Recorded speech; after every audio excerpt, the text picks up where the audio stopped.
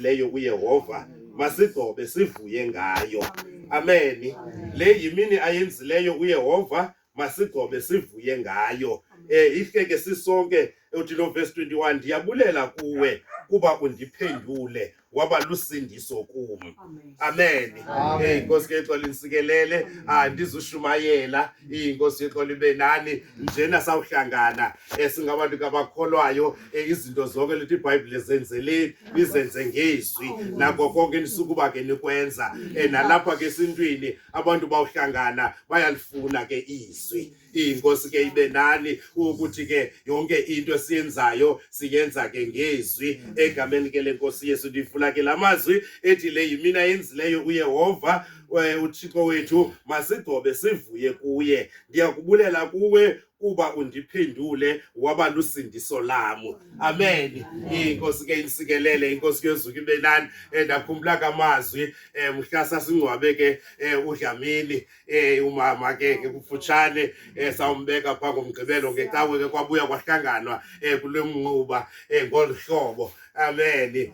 Wathi ke xa bengena utata omkhulu inkosi yexolo insikelele ke yena lona kani inkosi yexolo insikelele njengokutata ke wekhaya uthi sesiba ngowalapho sesamthatha inkosi nani ungena ke nomalume uZola inkosi ke ibe nani wathi xa kuqala ke vula ke ngolhlobo athi kumalume uZola bhuti ndibona ukuthi abantwana basibayeke njena ngolhlobo asizubayala sabayeka njena bahambe bagoduke asizuthethwa nto atsho ke siqonga nganye athi uMhaye lo ngumfundisi uJwathi lo ngumfundisi uVuyo ngumfundisi andazi bazawuthetha ntoni la ke kubo iminyaka ke sengasijongayo unyaka ke wethoba lona umama engekho.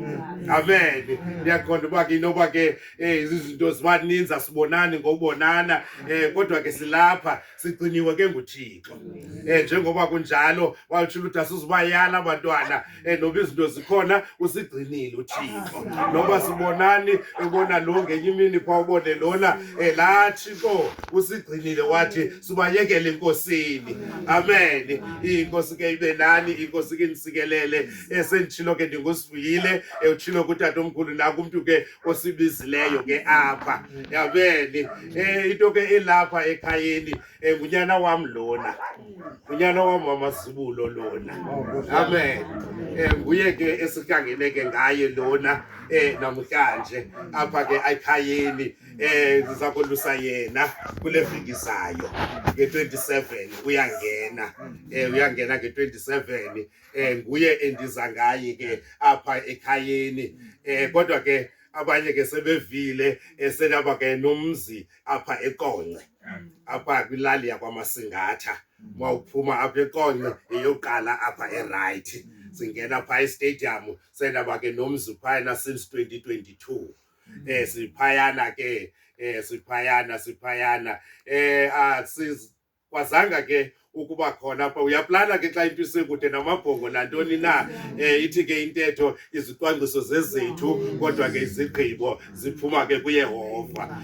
Pha phambili namabhongo ukuthi siyawuyenza le migidi ibe mibini ube khona apha ekhaya ube khona nangaphi intona uba uzawuqala ngaphi njani na kwangabe njalo ke kwazophuma ke ngale ndlela siyiyo ke namhlanje.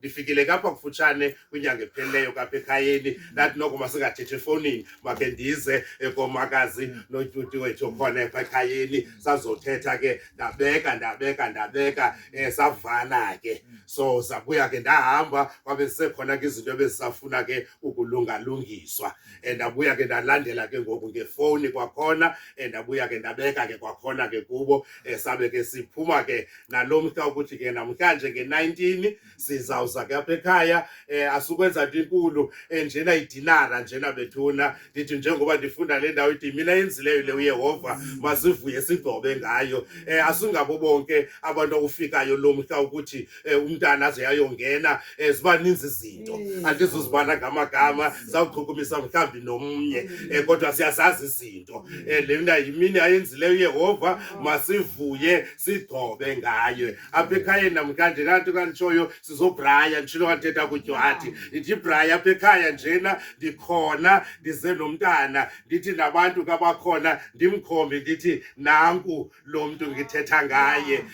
Amen. Abaninzi ke imane dibana nabo napha edolophini nalapha eNkonce kuyakhuzwa kuthiwa ngumnina wakhe lona izawuba ngaye. Ndiyabona uba ke nani ndiyambona unyonyo ngokwapha kudala. Hayi lusana into nayo unewonga kulonina ngabantu abade abanewonga na ekhona begqiba i-19 nge-7 yale nyanga iphelileyo. Ndamcela ke noko nathi hayi makungangxami kulathi uba baleka la grade 12 noko ndawubekela eli xesha na savana ke noko akwabikho nto. Akukho nto ininzi ekhona na njengoba silapha masivuyeni sigcobe izinto ezityiwayo ezisevwayo sitye njena kube mnandi. Akukho enye into esinayo na sizogqitha nomntana apha ekhayeni sathi ke hayi sazolala namhlanje sichithe le mini sibeke kwakusasa apha sizawuchitha le mini apha silale apha ekhayeni. Kusasa uzawuvuka hambe usabhala okanye uhambise kusasa usabhala. Umama wam ke uphinde wakakwazanga uba khona apha. Uzawufika yena ngomso emva